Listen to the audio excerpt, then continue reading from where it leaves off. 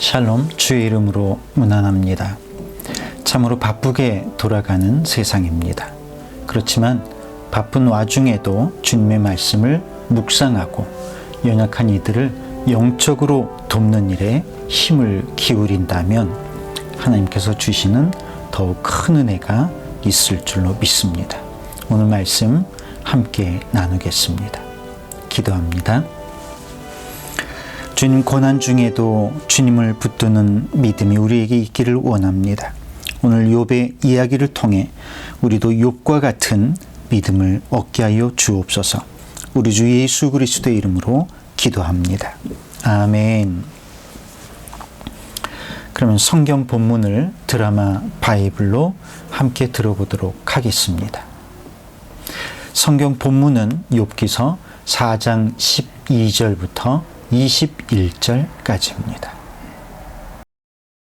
어떤 말씀이 내게 가만히 이르고 그 가느다란 소리가 내 귀에 들렸었나니 사람이 깊이 잠들 즈음 내가 그 밤에 본 환상으로 말미암아 생각이 번거로울 때에 두려움과 떨림이 내게 이르러서 모든 뼈마디가 흔들렸느니라. 그때 영이 내 앞으로 지나매 내 몸의 털이 쭈뼛하였느니라. 그 영이 서 있는데 나는 그 형상을 알아보지는 못하여도 오직 한 형상이 내 눈앞에 있었느니라. 그때 내가 조용한 중에 한 목소리를 들으니 사람이 어찌 하나님보다 의롭겠느냐, 사람이 어찌 그 창조하신 이보다 깨끗하겠느냐. 하나님은 그의 종이라도 그대로 믿지 아니하시며 그의 천사라도 미련하다 하시나니 하물며 흙집에 살며 티끌로 털을 삼고 하루살이 앞에서라도 무너질 자이겠느냐. 아침과 저녁 사이에 부스러져 가루가 되며 영원히 사라지되 기억하는 자가 없으리라. 장막줄이 그들에게서 뽑히지 아니하겠느냐. 그들은 지혜가 없이 죽느니라.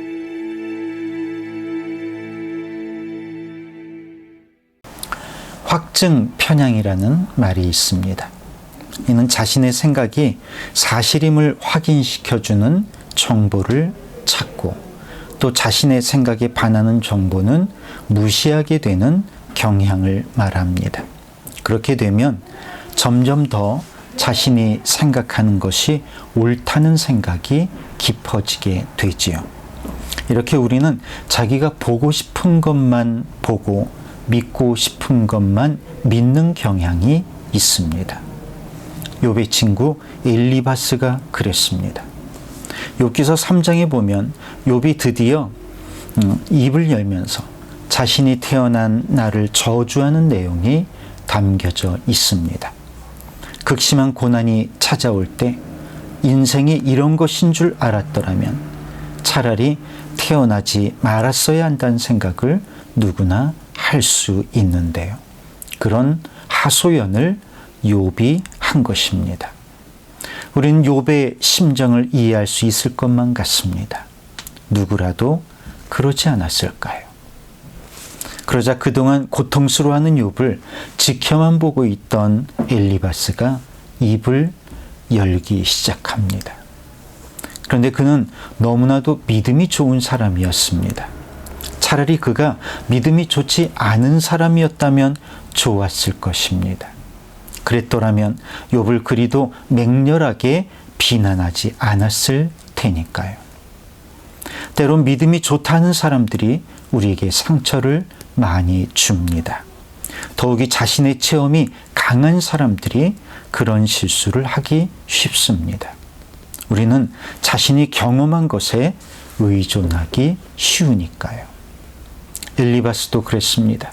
오늘 본문에 보니 엘리바스는 어떤 영적인 체험을 했습니다. 형체를 식별할 수 없는 영이 지나가자 온몸에 털이 쭈뼛 섰다고 기록하고 있습니다. 그 영이 눈앞에 있었지만 형상은 알아볼 수 없었는데 그 영이 조용한 목소리로 자신에게 말을 했다고 합니다. 그 영이 한 말은 인생이 어찌 하나님보다 높겠느냐, 의롭겠느냐, 사람이 어찌 그 창조하신 이보다 성결하겠느냐 하는 음성이었다고 합니다. 이 질문이 내포하고 있는 의미는 무엇이었을까요? 바로 욥, 너는 더 이상 하나님을 원망하지 말고 내 죄에 대해 책임지는 법을 배워야 한다는 것이었습니다. 그런데 욥은 억울할 수밖에 없습니다. 의인에게도 고난은 올 수 있습니다. 꼭 죄 있는 사람에게만 고난이 온다면 우리에게 닥쳐오는 고난에 대해 우리가 고민하거나 그 안에 담긴 하나님의 메시지를 발견하기 위해 애를 쓸 필요도 없을 것입니다. 우리가 잘못한 죄를 찾기만 하면 될 테니까 말이죠.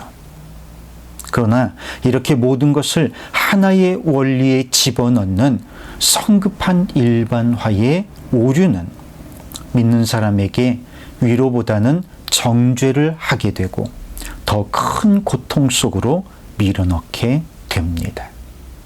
죄 없이 고난을 당하고 있는 사람에게 일반 법칙을 강요해서는 안 됩니다. 상처받은 사람의 친구가 되려면 먼저 그 아픔에 공감해야 합니다. 그런데 자신의 믿음이나 영성을 과신한 나머지 상대방의 고통에 공감하지는 못하고 정죄만 하는 사람은 많은 사람에게 상처를 주기 쉽습니다. 혹시라도 나의 영성을 과신하고 교만해 있지는 않은지 스스로 돌아봐야 합니다. 엘리바스는 처음에 욥을 위로하기 위해 왔지만 자신의 경험과 지식에 맞지 않는 말을 하는 욥을 가르치려고 하다가 결국은 원래 목표를 잃어버리고 말았습니다. 그는 욥을 비참한 상태에서 일으켜 세우기보다는 오히려 더 주저앉게 만드는 데에 시간과 정성을 허비하고 말았습니다. 그는 자신의 경험에 의존하여 욥을 비난하고 정죄하며 욥이 심판당하고 있음을 증명하고 있습니다. 증명이 무엇일까요? 증명이라는 말은 원래 수학에서 나온 말이죠. 어떤 결론을 가정해 놓고 그 결론에 이르는 과정을 보여주는 것을 증명이라고 합니다. 우리도 어떤 결론을 미리 정해놓고 자기의 생각을 증명하기 위해서 원래의 목적을 잃어버리게 되는 일이 종종 있는 것 같습니다. 그럴 때 우리는 엘리바스와 똑같은 일을 하고 있는 것이죠. 그러나 욥은 얼마나 성숙한 믿음을 보여주는지요. 친구의 정죄와 잘못된 비난에도 화를 내지 않고 묵묵히 그 고통을 견뎌냅니다. 우리도 그런 욥과 같이 묵묵히 견뎌내는 믿음의 소유자가 되었으면 좋겠습니다. 김남군 목사는 자신의 저서에서 17이 넘었으면 쓴뿌리란 말을 쓰지 말라고 말합니다. 요셉이 형제들에 의해 인신매매 당했던 것이 17살이었는데요. 그는 17살에도 그 일을 묵묵히 견뎌냅니다. 어떻게 견뎠을까요? 하나님이 허락하셨다면 다 이유가 있을 거라고 믿었다는 것입니다. 우리에게 일어난 일들, 처한 상황은 저마다 다르지만 우리가 주님 안에 있다면 우리의 삶에도 다 이유가 있을 겁니다. 오늘 억울하고 괴로운 일들이 있을 수 있지만 그래도 욥처럼 끝까지 하나님의 뜻을 생각하며 묵묵히 견딜 수 있는 저와 여러분이 되기를 주님의 이름으로 기원합니다. 기도하겠습니다. 사랑의 주님, 오늘 일어나고 있는 모든 일들이 다 주님의 뜻 안에 있음을 알게 하여 주옵소서. 그 모든 일로 인해 우리가 구원받게 되었고 주님의 뜻을 알게 되었음을 알게 하여 주옵소서.